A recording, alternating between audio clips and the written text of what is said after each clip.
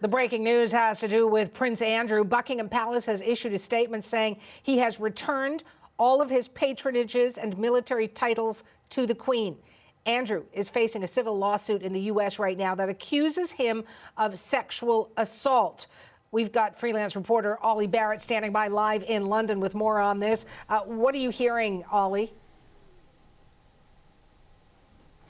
Well, we have that short statement from Buckingham Palace, which, as you say, confirms the stripping of Prince Andrew's military titles by the Queen. It says, with the Queen's approval and agreement, that is obviously crucial here, the Duke of York's military affiliations and royal patronages have been returned to the Queen. The other part of the statement says the Duke of York will continue not to undertake any public duties. I think that's absolutely to be expected. And crucially, it ends. It says Prince Andrew is defending this case as a private citizen. We are also told by a source at the palace that Prince Andrew will no longer be using his Royal Highness title in any official capacity. So really a stripping of military titles, but also a bit of a distancing more broadly from the royal family as well. And crucially, this statement coming from Buckingham Palace itself and making it very clear that this is a decision that's been taken by the Queen. And yes, a decision taken by the Queen, but how much support was there for this decision, or how much push was there for her to make this decision?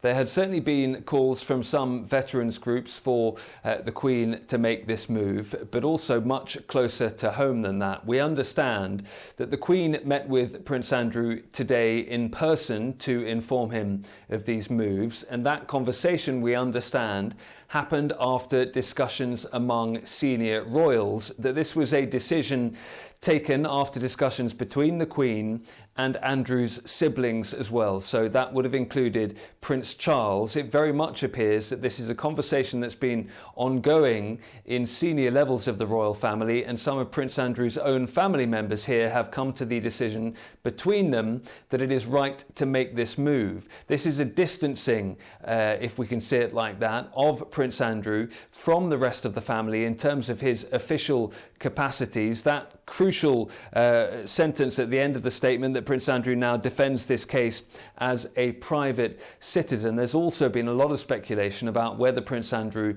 would fund this case via money that essentially came from the Queen. This is trying to, I think, establish that Prince Andrew will in some way have private funding now for the case that is ongoing. That is going to continue to remain a controversial area because, of course, Prince Andrew securing private funding in some way will lead to allegations that actually this all comes because of his position in the royal family, and that this is all indeed wrapped up with the Queen and the familial relations.